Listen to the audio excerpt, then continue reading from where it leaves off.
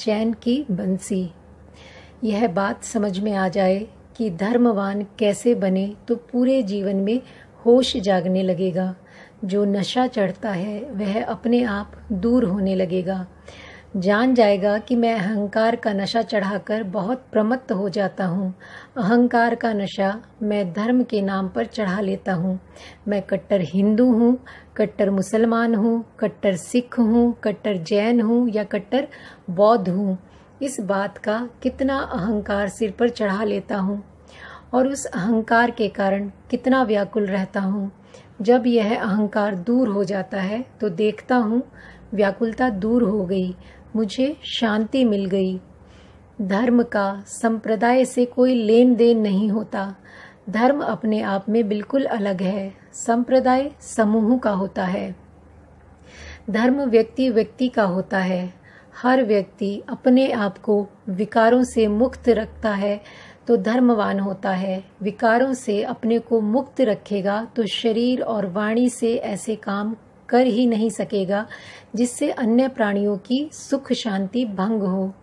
ऐसा कोई काम कर ही नहीं सकेगा जिससे अन्य प्राणियों को पीड़ा पहुंचे, क्योंकि हमेशा भीतर देखने की आदत पड़ जाएगी। कोई गलत काम करने से पहले विकार जागेगा और विकार जागेगा तो साथ ही साथ होश जागेगा कि देख, मैं व्याकुल हो गया, कुदरत मुझे दंड देने लगी, बस आगे बढ़ेगा ही नहीं। वहीं विकार से छुटकारा पाकर शांत हो जाएगा, सुखी हो जाएगा, अपना कल्याण साध लेगा। यूं धर्म समझ में आने लगेगा, धर्म धारण करने लगेगा। धर्म समझ में नहीं आता तो धर्म के नाम पर ही व्याकुल हो जाता है। एक धनवान व्यक्ति कहता है, मैं गृहस्थ हूँ, इसलिए धन कमाना मेरा धर्म है। इसलिए जहाँ धन कमाना मेरा धर्म है वहाँ उसका सदुपयोग भी मेरा धर्म है। यह होश नहीं रहता तो आदमी किस प्रकार पागल होता है। लाख कमा लिए तो इस बात की चिंता आरंभ हो जाती है कि करोड़ कैसे हो जाएं। करोड़ कमा लिए तो अरब कैसे हो जाएं। अपने पड़ोसी से वह एक अंगुल ऊंचा कैसे रहे, उसकी आमदनी औरों से ऊंची कैसे रहे। इस चिंता में ऐसी हालत बना लेता है कि ना रात को नींद और ना ही दिन को चैन।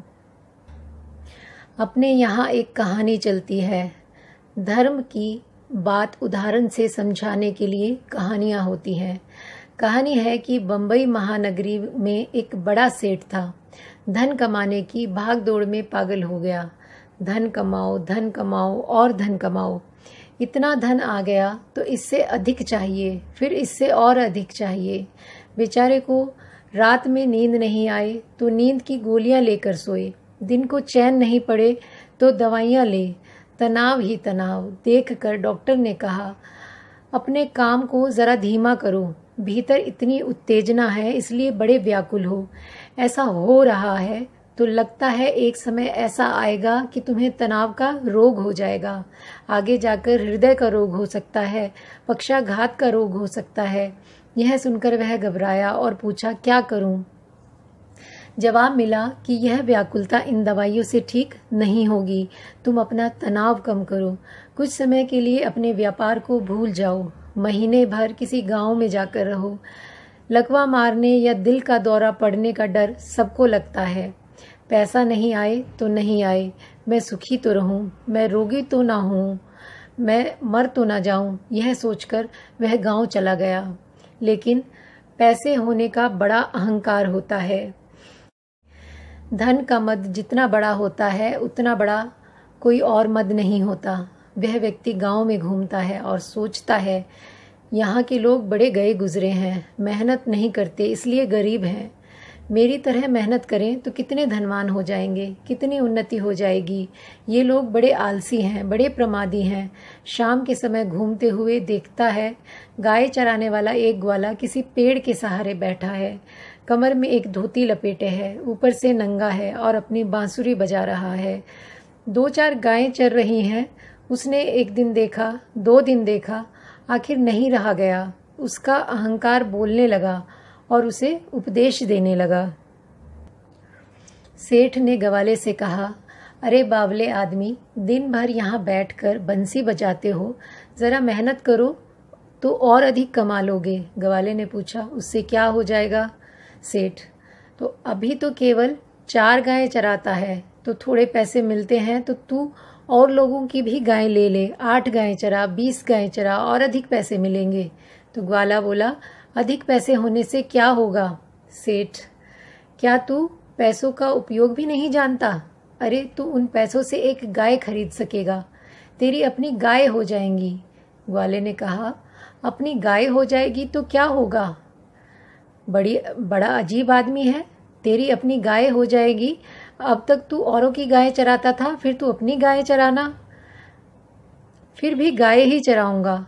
अपनी गाय का दूध बेचोगे, उसके पैसे आएंगे। फिर ग्वाला बोला, दूध बेचूंगा, पैसा आएगा, फिर क्या होगा?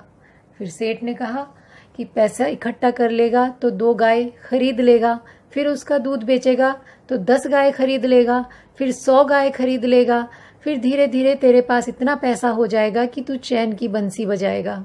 तो ग्वाले ने कहा, चैन की बंसी तो मैं अब भी बजा रहा हूँ, मैं तो चैन की बंसी ही बजा रहा हूँ।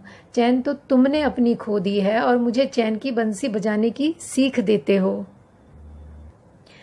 अक्सर लोग किस प्रकार पागल हो जाते हैं, बिल्कुल होश नहीं रहता। यदि पागल नहीं है, प्रमत्त नहीं है, तो धन होते हुए भी चैन की बंसी बजा सकते हैं। प्रमत्त होते हैं और धन आता है तो अहंकार जागता है, चित्त संकुचित होता है, मैं इतना धनवान हूँ, ऐसा पागलपन सर पर सवार होता है। प्रमत्त नहीं होंगे तो भीतर प्रमोद जागेगा, चित्त में प्रसन्नता होगी, समझेंगे यह धन समाज से आया, इस पर समाज का भी हक है। अपने भरण पोषण के साथ साथ, अपने परिवार के भरण पोषण के साथ साथ इसका कुछ भाग समाज में भी बांटना चाहिए, इसका संविभाग होना चाहिए। जो लोग दुखियारे हैं उनका दुख दूर होना चाहिए, जो लोग अशांत हैं उनको शांति मिलने की साधना होनी चाहिए। वे भी अंतर्मुखी होकर अपने विकारों को दूर कर शांति का जीवन जीने लगें। इस प्रकार मेरे धन का सदुपयोग होगा। यह समाज का ही धन है, मेरे पास आ गया तो मैं उसका सदुपयोग करूं। जब ऐसा विचार करने लगेगा तो सारा ढांचा ही बदल जाएगा, सारा दृष्टिकोण बदल जाएगा, बड़ा शांत हो जाएगा, बड़ा सुखी हो जाएगा। धर्म का पहला कदम है शील का जीवन जिए, सदाचार का जीवन जिए। शील यानी शीतलता। हमारे चित्त की शीतलता नष्ट हो जाए, हमारे चित्त में अग्नि जलने लगे, चित्त संतापित होने लगे, व्याकुल होने लगे, तो हम शीलवान नहीं हैं, हम दुशील हैं। सदाचार का जीवन जीने का अर्थ है सत्य का जीवन जीना, सत्य का आचरण करना। आजकल वाणी में सच बोलने को ही सत्य कहते हैं। सत्य का यह बहुत छोटा अर्थ है। सही मायने में सत्य का अर्थ यही है कि कुदरत की जो सच्चाई है उसे समझते हुए, धर्म को समझते हुए, कुदरत के नियम को समझते हुए, उसके अनुसार हम अपना जीवन ढालने लगें।